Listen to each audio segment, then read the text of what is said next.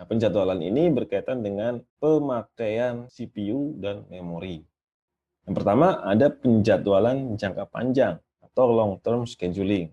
Nah, ini adalah penjadwalan untuk menentukan program mana yang akan diberikan kepada sistem untuk diproses. Setelah ditentukan, jobs atau program ini akan menjadi sebuah proses dan ditambahkan ke antrian untuk short term scheduler. Jadi ini adalah penjadwalan ke depan ya, jangka panjang. Ya, kalau di sistem batch berarti ini adalah saat menentukan program mana yang menjadi prioritas. Misalnya kita mau menjalankan 3 buah program. Urutannya mana? Yang masuk ke memori terlebih dahulu. Apakah program A dulu, B, atau C? Nah, ini adalah penjadwalan jangka panjang. Nah, kalau di komputer yang sekarang, itu penjadwalan jangka panjang itu adalah saat kita menentukan program mana yang akan kita klik dulu. Misalnya kita akan menjalankan 3 buah program. Program X, program Y, dan Z. Mana yang dipanggil dulu? Atau mana yang diklik dulu? Nah, ini adalah penjadwalan jangka panjang. Nah, kalau itu kan oleh user ya. Kalau sistem operasi berarti ketika misalnya tiga-tiganya bisa kita klik bareng. Mana yang masuk ke memori dulu dari ketiga program tersebut. Nah, ini penjadwalan jangka panjang yang ditentukan oleh sistem operasi. Kemudian medium term scheduling atau penjadwalan jangka menengah. Ini adalah bagian dari fungsi swapping. Nah, ini ketika misalnya tadi 3 buah program itu dieksekusi semua. Kalau memorinya masih cukup, itu kan ketiga-tiganya masuk ke memori.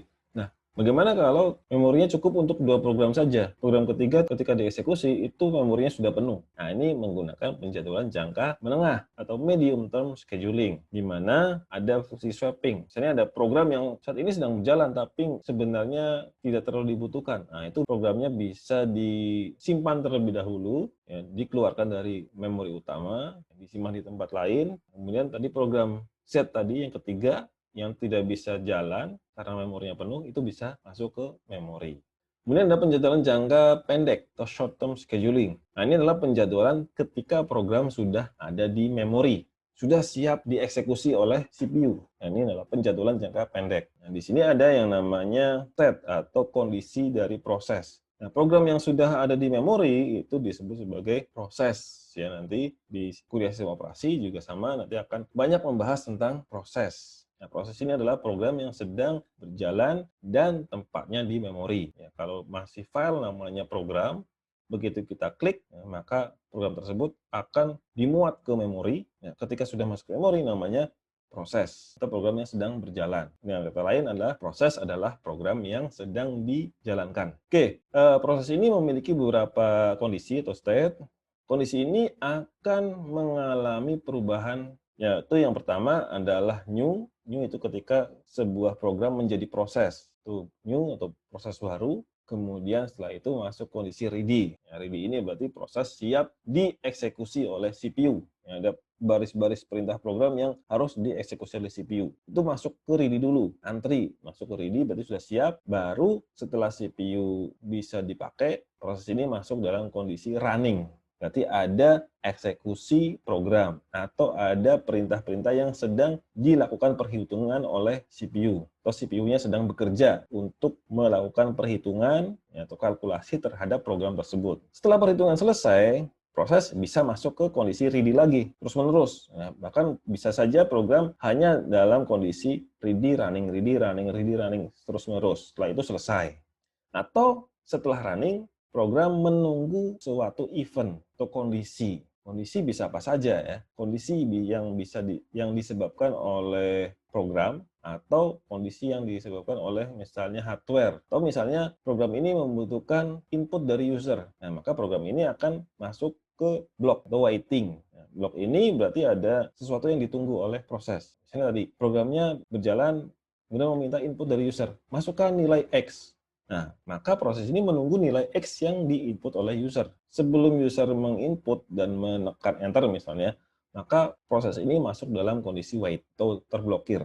Nah, setelah nilai dimasukkan, diklik enter atau OK, baru proses ini masuk kondisi ready lagi. Ya, sudah siap dihitung nilainya, ya, X-nya sudah dapat, siap dihitung. Setelah prosesor siap, ya, atau prosesor sudah tidak terpakai oleh proses lain, maka proses ini masuk ke kondisi running. Running selesai, itu bisa masuk blok atau waiting lagi, atau bisa masuk ke ready lagi. Nah, kalau sudah habis, atau sudah selesai programnya, atau ditutup, maka proses masuk kondisi exit. Ya, di mana saat masuk kondisi exit, memori yang digunakan oleh proses tersebut itu harus dikosongkan.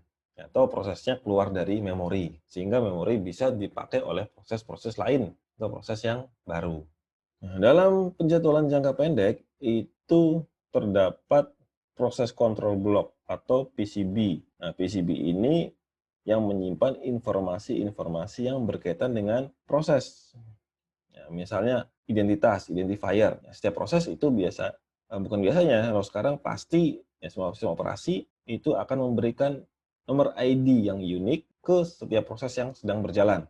Kemudian kondisinya itu juga disimpan di sana, kemudian prioritasnya, kemudian program counternya atau yang sedang dieksekusi itu di nomor berapa ya counternya, kemudian pointer memori, alamat memorinya, konteks data, status I/O, ya, I/O apa saja yang sedang dipakai, ya, itu juga tercatat di PCB. Kemudian informasi lain ya, misalnya kapan proses ini mulai berjalan, kemudian sudah berapa lama, penggunaan memorinya berapa banyak, dan seterusnya dan seterusnya. Itu tercatat di PCB. Informasi ini juga bisa kita lihat sebenarnya saat kita membuka resource monitor ya, atau task manager. Jadi terkumpul di sana. Tapi sebenarnya informasi yang kita lihat di task manager itu didapat dari PCB masing-masing proses. Nah, ini adalah contoh penjadwalan ya, di mana ada di sini tiga bagian, yaitu sistem operasi, program A dan program B.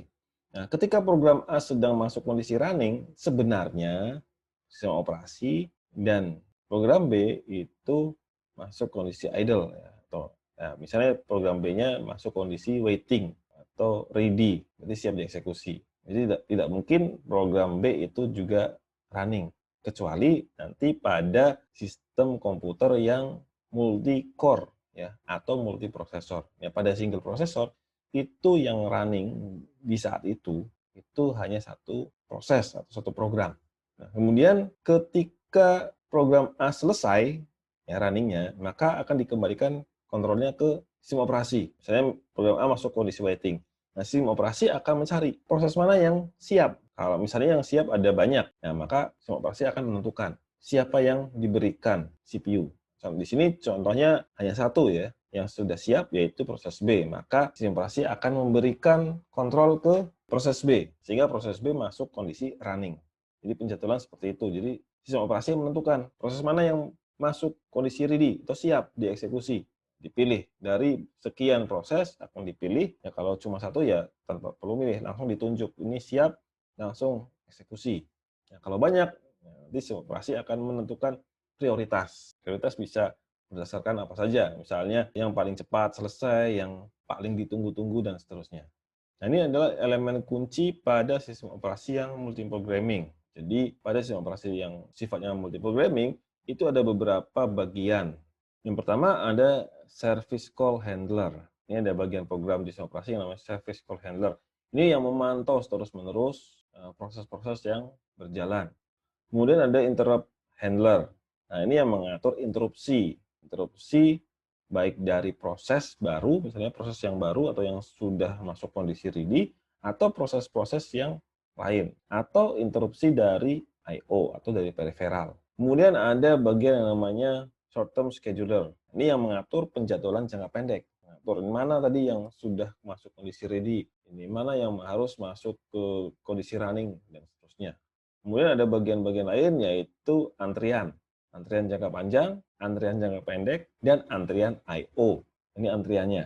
Nah, kalau digabung jadi seperti ini kalau dibuat dalam bentuk diagram ya. Jadi ketika program itu pertama kali dieksekusi, dia akan masuk antrian jangka panjang.